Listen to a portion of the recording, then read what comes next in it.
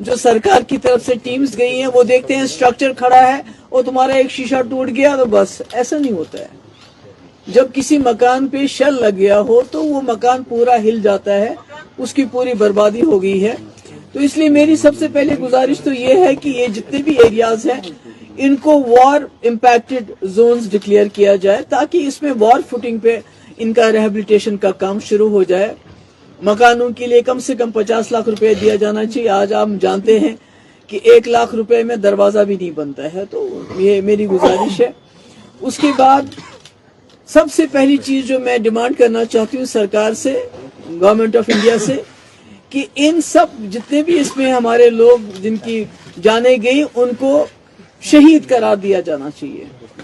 एक तो उनकी इज्जत अफजाई हो जाएगी क्योंकि उन बेचारों का कोई कसूर नहीं था, बच्चे थे हमारे, औरतें थी हमारी, आदमी लोग इसमें गए हैं, तो उसकी वजह से एक तो उनकी इज्जत अफजाई होगी और दूसरा कुछ बेनिफिट्स भी उनको मिलेंगे, उनकी फैमिलीज को मिलेंगे।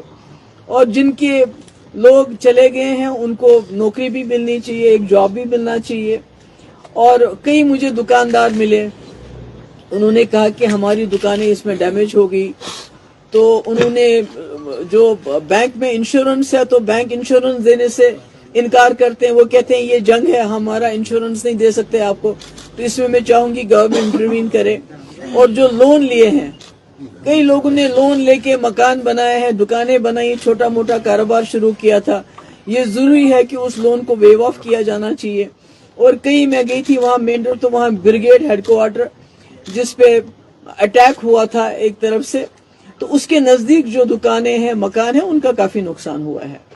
और उसके लिए कोई वहां गया नहीं है, उन जगहों पे वहां गया नहीं है उन जगहों को देखने के लिए। तो मैं सरकार से गुजारिश करूंगी कि इसको भी देख लिया जाए। पुंछ की मैं खास तौर से बात करूंगी कि पुंछ में अगर हमारे पास अस्पताल में ट्रॉमा सेंटर होता, हमारी जो वहाँ एम्बुलेंस है उसमें वेंटिलेटर होता, तो शायद कई जाने पुंछ में बच सकती थी, जो जाने वहाँ उस वजह से गई। तो मेरी गुजारिश है गवर्नमेंट से कि हमारे पास हर जगह जो है मेडिकल कॉलेज है, तो पुंछ का भी वो होना चाहिए ताकि वहाँ जो हेल्थ फैसिलिटीज को इम्प्रूव किया जाए, जिसमें सबसे ज्यादा मुतासिर पुंछ, उड़ी, टंगडार और कुछ हिस्से कुपवारा के भी उस जद में आए।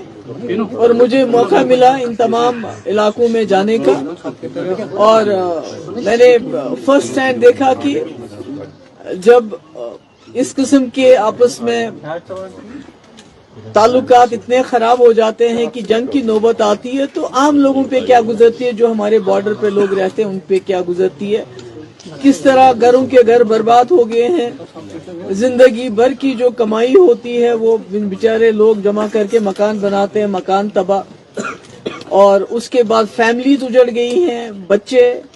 और मैं तो एक जगह गई तो उन्होंने वो बच्चों की जो कब्र है अपने घर के उसमें आंगन में रखी है, 2 बच्चे एक साथ उनके चले गए दुनिया से। तो मैं आज ये इसलिए मजबूर हो गई आप सबके साथ बात करने के लिए कि मैं जहां भी गई अभी तक, मतलब शेल्टर तो बहुत दूर है, अभी तक कई लोग ऐसे हैं जो खुले आसमान के नीचे सोते, उनको टेंट भी नहीं मिला है अभी तक। तो जो मैं कल टंगडार गई तो वहां भी मैंने देखा, बेचारी वो एक औरत है, उसका हस्बैंड यहाँ मजदूरी करता है श्रीनगर में, 2 बच्ची हैं उसकी छोटी छोटी, उसका घर बिल्कुल तबाह हो गया, तो वो भी बेचारी, उसको पता नहीं मैं कहाँ किधर अपना सर छुपाऊं। तो इसलिए मतलब हालात काफी खराब हैं इन लोगों के, इनकी जान भी गया, माल भी गया। और कई जगह ऐसा है कि जहाँ शेल लगा हुआ है तो ढांचा तो खड़ा है मगर मकान पूरा बोसीदा हो गया है। All those places जो affected हैं, काफी नुकसान भी आपने देखा, तो what do you want to tell those people who are advocating for war over the time period? I can say them कि आप बीवी बच्चे लेके थोड़ी देर टंगडार के बॉर्डर में रहो, अरसपोरा में रहो, पुंछ के बॉर्डर पे रहो, वहाँ जो अपने बीवी बच्चे लेके रहो और उसके बाद एडवोकेट करो वॉर के लिए, तो फिर कोई बात बनेगी, ताकि वो भी देखें कि वॉर होती क्या है।